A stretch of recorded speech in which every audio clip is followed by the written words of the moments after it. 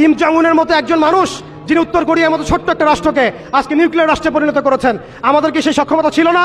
আমাদেরকে সেই প্রতিভা ছিল না? আমাদেরকে সেই জনবল ছিল না?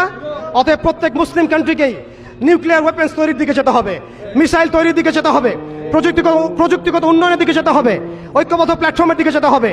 একসাথে সবাই মিলে আমরা যখন এই সমস্যার সমাধানে হাত লাগাবো, কাঁধে কাঁধ মেলাবো, দেখবেন এই ছোট্ট ইহুদি রাষ্ট্র কিছুই করতে পারবে না, পশ্চিমা বিশ্বই কিছুই করতে পারবে না, এমনকি পুরো দাজ্জালের বাহিনী মিলেও এই বিশ্বে ইসলামের বিজয় ঠেকাতে পারবে না ইনশাআল্লাহ।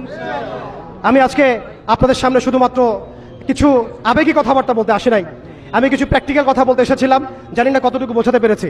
এই বিশ্ব তার ফিউচারের দিকে এগিয়ে যাচ্ছে, এটা কোনো কাকতালীয় বিষয় নয়। সারা বিশ্বে যা হচ্ছে এই ব্যাপারে আমাদেরকে পড়াশোনা করতে হবে, আমাদের সচেতন হতে হবে, আমাদেরকে দাওয়াতের মেহনত বাড়াতে হবে। এমন কিছু ইভেন্ট আমাদের সামনে আল্লাহ পাক দেন, ইস্যু দেন, যে ইস্যুগুলোতে আমরা ঐক্যবদ্ধ হতে পারি। ফিলিস্তিন ইস্যু হচ্ছে তার মধ্যে অন্যতম একটা সেরা ইস্যু। আমরা যদি এই ইস্যুতে ঐক্যবদ্ধ হতে না পারি, তাহলে আল্লাহর কসম জানি না আর কোন ইস্যুতে আমরা ঐক্যবদ্ধ হতে পারবো। অতএব আমরা সবাইকে আল্লাহ পাক যেন কবুল করেন, মঞ্জুর করেন। ফিলিস্তিন ইস্যুতে আমাদেরকে সোচ্চার করেন, সচেতন করেন। আমরা সবাই বলবো, লিখবো, কথা বলবো, সরকারকে চাপ প্রয়োগ করবো, সরকারকে অনুরোধ করব তারা যেন বিশ্ব মিডিয়াতে, বিশ্ব মানচিত্রে, বিশ্ব প্ল্যাটফর্মগুলোতে একটা বলিষ্ঠ ভূমিকা রাখেন যে হ্যাঁ, আমরা বাংলাদেশের মুসলিমরা, বাঙালি মুসলিমরা আমরা সেই ভাইদের সাথে আছি। ইনশাআল্লাহ তাআলা অচিরেই আমরা আমাদের দেশকে ইসলামী আদলে গড়ে তুলবো ইনশাআল্লাহ তাআলা।